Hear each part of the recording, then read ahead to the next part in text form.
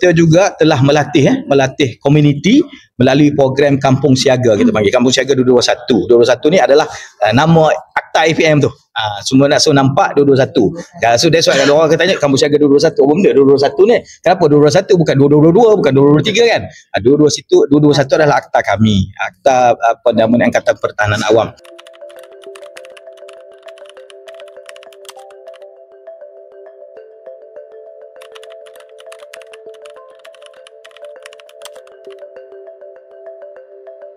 Dan yang kita akan buat pengendalian bot nanti ni ke Teluk Ranjuna ni. Teluk Ranjuna ni adalah merupakan salah satu kampung siaga kita.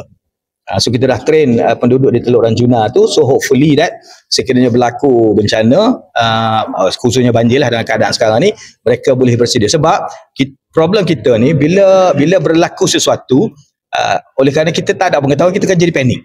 Kita tak tahu nak buat apa.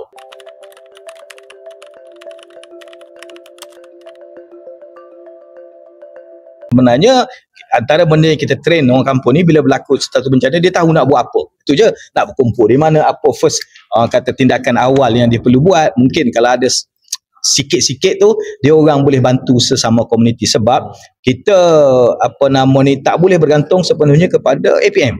Kita nak masyarakat kita pun ada pengetahuan, paling tidak asas lah berkaitan dengan pengurusan bencana ke whatever. So at least sebelum bantuan sampai tu, komuniti tu boleh bantu dulu sama-sama sendiri.